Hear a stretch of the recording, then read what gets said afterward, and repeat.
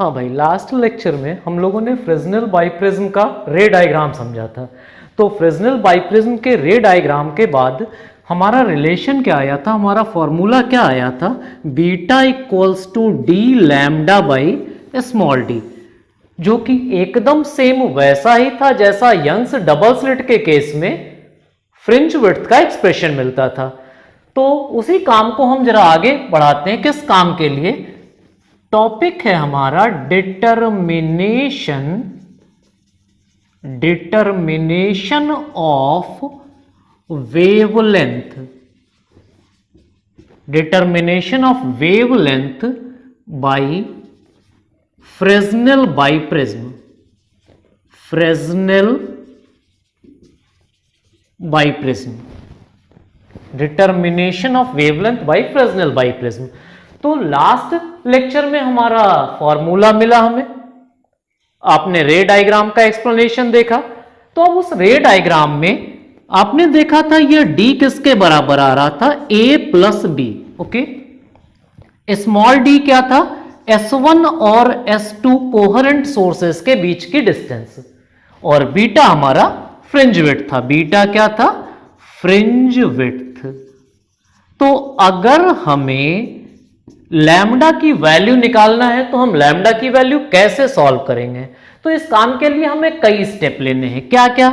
सबसे पहला काम क्या था, means determination of wavelength by Fresnel biprism का सबसे पहला डिटरमिनेशन क्या हुआ?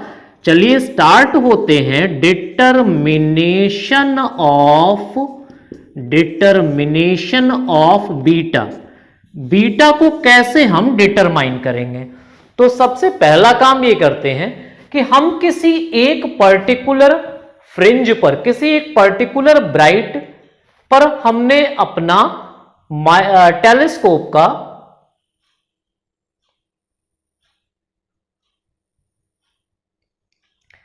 किसी एक पर्टिकुलर ब्राइट फ्रिंज पर हमने आईपीस का क्रॉस वायर सेट किया। मान लीजिए हमने किसी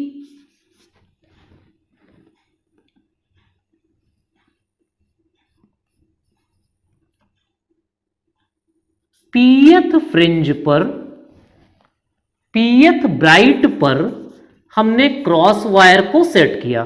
तो पीएथ ब्राइट की जो पोजीशन थी क्रॉस वायर की, उसकी रीडिंग लिया and the reading was yp और से y1।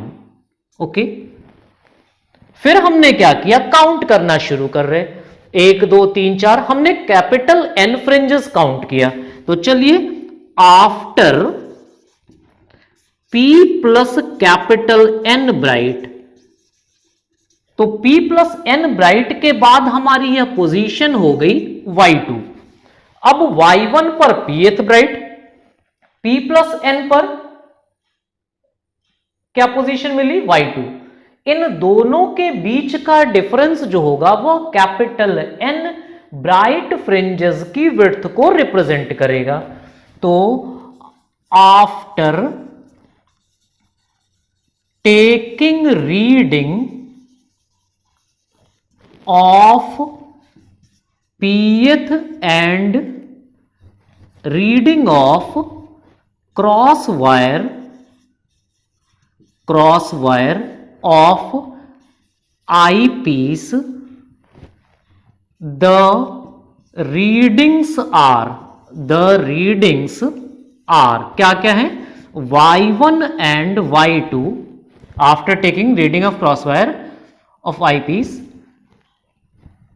ये हटा देते हैं क्योंकि ये तो ऑलरेडी हो चुका ना। After taking readings of cross wire of eyepiece for pth and p plus nth bright. Okay, क्या मिला हमें, beta equals to y2 minus y1 upon capital N। This is what, fringe width. Clear है बात? हमने किसी एक particular की reading लिया, उससे गिनते गए, मान लीजिए 5 फ्रिंज के बाद हमें दूसरी रीडिंग मिली, तो जो भी दोनों रीडिंग का डिफरेंस होगा वो 5 फ्रिंजों की चौड़ाई को रिप्रेजेंट कर रहा। 5 से भाग दे दिया तो हमारा ये फ्रिंज विड्थ मिल गया। अगले काम पे चलते हैं। बीटा हो गया, कैपिटल डी को लेते हैं जरा, जो हल्के फुल्के हैं उनको पहले निपटा लिया जाए, फिर बड़े वाले का सोचते हैं। Determination of capital D.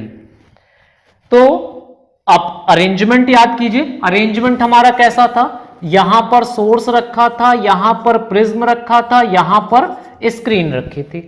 तो एक अपराइट ये हुआ, मान लिया ये अपराइट नंबर 1 है, ये अपराइट नंबर 2, ये अपराइट नंबर 3। अब इस अपराइट से यहां के बीच के डिस्टेंस को आपने अपने डायग्राम में ए लिखा था और इसको आपने बी लिखा था, और ये दोनों मिला करके ही कैपिटल डी हो रहा था। तो सबसे पहले इन तीनों की अलग अलग पोजीशंस ले लिया। तो let the uprights are placed at कहां कहां, U1, U2 एंड U3। किसके लिए, फॉर सोर्स प्रिज्म, समझ रहे ना कौन वाला, फ्रेस्नेल बाई प्रिज्म। चलिए लिख दे रहे हैं, बाई प्रिज्म, ओके। एंड क्या बचा, एंड क्या चीज, तीसरा स्क्रीन। जरा सेंटेंस पढ़ लेना, let the uprights are placed at U1, U2, U3 for source by prism and screen respectively